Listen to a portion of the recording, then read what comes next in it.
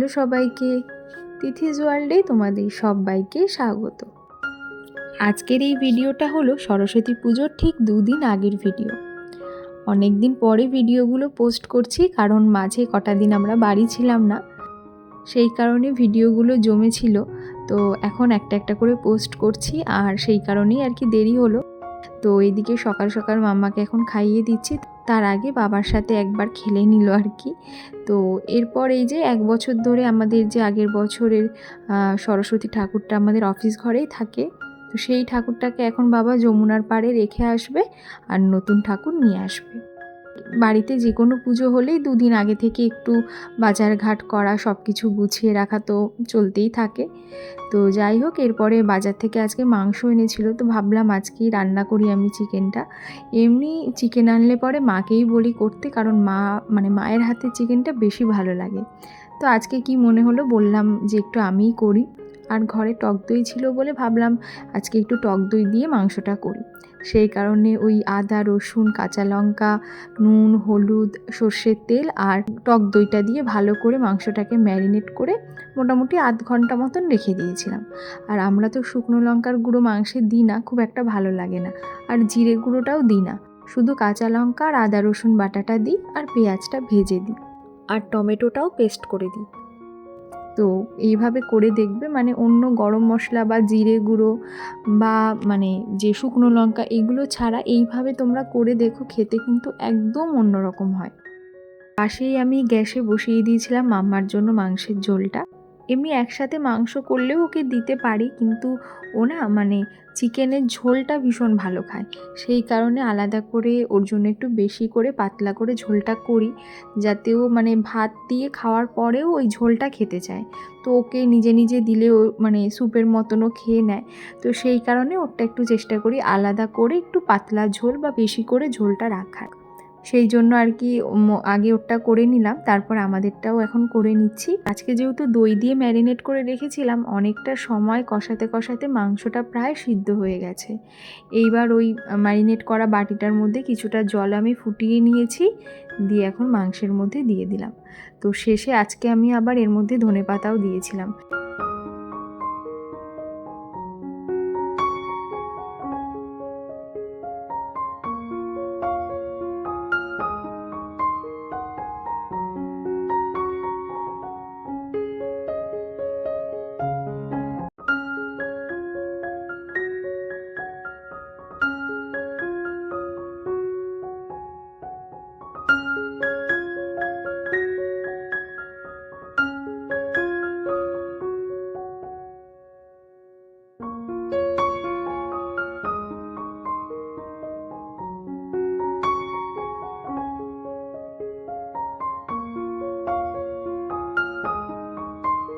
দুদিন ধরেই ভাবছি যে একটু ভেজিটেবিল চপ বানাবো, যেহেতু ঘরে বিট গাজর অনেক ছিল, এর আগেই তোমাদের দেখিয়েছিলাম। তারপরেও বাবা বাজার থেকে বিট গাজর এনেই যাচ্ছে। তো 2 দিন যেহেতু বাড়ি থাকবো না, শুধু শুধু এগুলো ঘরে থাকলে শুকিয়েই যেত, তাই ভাবলাম যে একটু ভেজিটেবিল চপ বানাই। তো আজকে শুধু বিট গাজরটা দিয়েই করব, এমনি গাজর আর দেবো না। তো চলো তোমাদের সাথেও পুরো রেসিপিটা শেয়ার করব। তো বিট গাজরটাকে প্রথমে তো আমি ভালো করে ঘষে নিয়েছি, তারপরে কড়াইতে সর্ষের তেল দিয়ে শুকনো লঙ্কা আর 5 ফোড়ন দিয়ে দিয়েছিলাম। একটু ভেজে নিয়ে আদা, জিরে, কাঁচা লঙ্কা বাটা, সেটা দিয়েও ভালো করে কষিয়ে নিয়েছি। তারপরে ওই ঘষে রাখা বিট গাজরটা এর মধ্যে দিয়ে দেব। তো এরপরে নুন আর হলুদ, তার সাথে সামান্য একটু চিনি দিয়ে ভালো করে মিশিয়ে নিয়ে আস্তে আস্তে ঢাকা দিয়ে দিয়ে এটাকে ভালো করে সিদ্ধ করে নেব।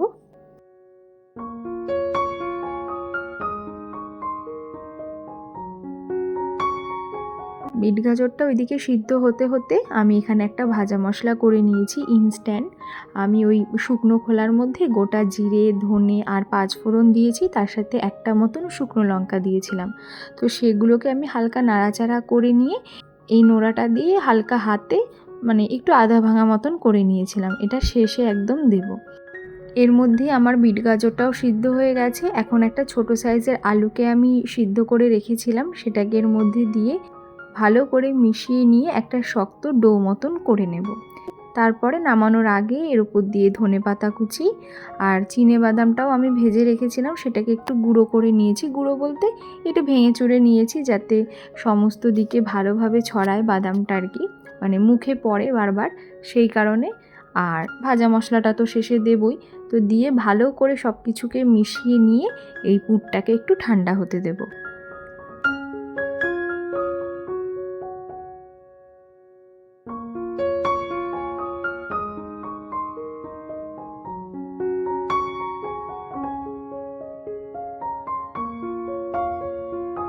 এই যে থালার মধ্যে একটু ছড়িয়ে রেখেছিলাম যাতে তাড়াতাড়ি পুরটা ঠান্ডা হয়। এবার দু হাতের সাহায্যে আমি ভেজিটেবল চপের মতন একটা শেপ দিয়ে নেব। আর সাইডে কয়েকটা জিনিস আমি রেডি করে নিয়েছি। প্রথমে একটা ছোট্ট প্লেটের মধ্যে কিছুটা গুঁড়ো ময়দা নিয়েছি, শুকনো ময়দা।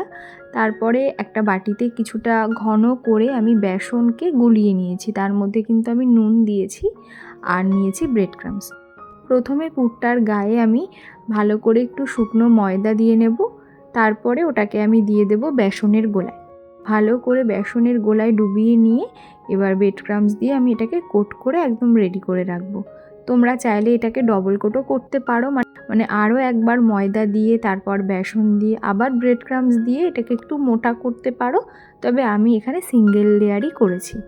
তো এইভাবে আমি একে একে সমস্ত ভেজিটেবল চপগুলোকে তৈরি করে এখন রেখে দেব, সন্ধেবেলা গরম গরম ভাজবো।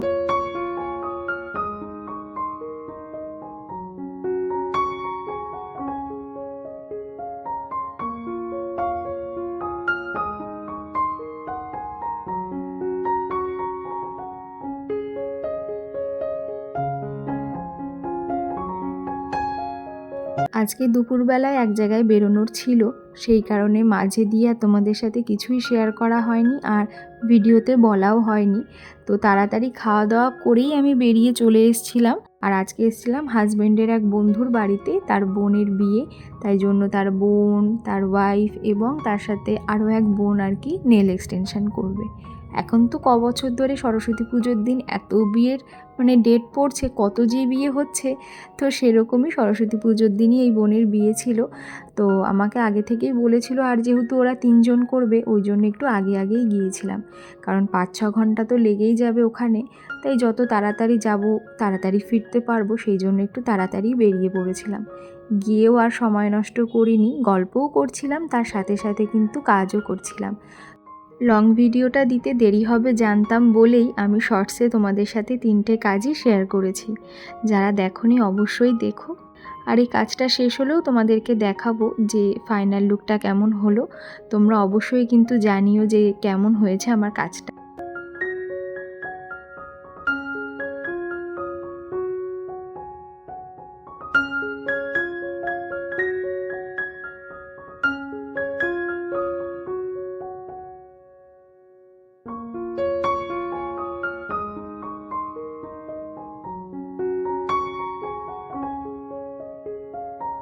এই হচ্ছে আমার প্রথম কাজ। এটা হলো ওর বন্ধুর বউ, মানে বর্ষা একটু রেডের ওপরেই করতে চেয়েছিল, তাই ওকে রেডের ওপরে করেছি। আর যে বোনটা ছিল সে নিউড কালার চেয়েছিল, তাই হালকা পিঙ্কের ওপরে আমি ওকে এইভাবে করে দিয়েছি। তার সাথে যে বিয়ের কোণে সে তো রেডই পছন্দ করে, তাই রেডের ওপরে হালকা একটু গোল্ডেন গ্লিটার দিয়েছিলাম। তো 3টে কাজ কেমন হয়েছে আমাকে অবশ্যই কিন্তু তোমরা জানিও। এদিকে আমার কর্তাও চলে এসছে আমাকে নিতে। আসলে ও তো আজকে কোর্টে গিয়েছিল, সেই কারণে মানে আসার সময় আমি রিক্সা ধরেই চলে এসেছিলাম। এখনও বাড়ি ফিরলো, তো ট্রেন থেকে নেমে যাওয়ার সময় আমাকে নিয়ে আর কি আমরা একসাথে বাড়ি ফিরলাম। তো এখানে দুজন মিলে একটু চাও খেয়ে নিলাম। আর এই টানা 5 ঘন্টা একভাবে বসে কাজ করার পরে ভীষণ টায়ার্ড লাগছিল জানো তো, তাই জন্য ভুলেই গিয়েছিলাম সকালবেলা যে আমি এখানে মানে ভেজিটেবল চপগুলোকে রেডি করে রেখেছি। এখন তাড়াতাড়ি মনে পড়াতে ওই 8টা নাগাদ এসে আবার রান্নাঘরে এগুলোকে ভাজলাম আর সবাই মিলে গরম গরম খেলাম।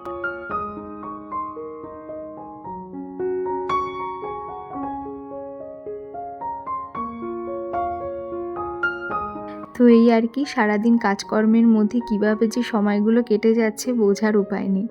যাই হোক, আজকে এখানেই ভিডিওটা তাহলে শেষ করছি। খুব তাড়াতাড়ি এর পরের ভিডিওটা মানে সরস্বতী পুজোর দিনের ভিডিওটা তোমাদের সাথে শেয়ার করার চেষ্টা করব। আর ওই দিন আমরা পুজো দিয়েই বেরিয়ে পড়েছিলাম এক জায়গায় যাব তার উদ্দেশ্যে। তো সবটা তোমাদের সাথে পরের ভিডিওতে শেয়ার করব। তাই প্লিজ তোমরা আমার চ্যানেলটা ফলো করো এবং এই ভিডিওটা কেমন লাগলো অবশ্যই কিন্তু জানিও। যদি ভালো লেগে থাকে একটা লাইক করো, আর যারা যারা আমার চ্যানেলটা এখনও সাবস্ক্রাইব করোনি তারা প্লিজ আমার চ্যানেলটা সাবস্ক্রাইব করে আমার পাশে থেকো। আবারও দেখা হচ্ছে নতুন ভিডিওতে। সবাই ভালো থেকো, সুস্থ থেকো। Thank you.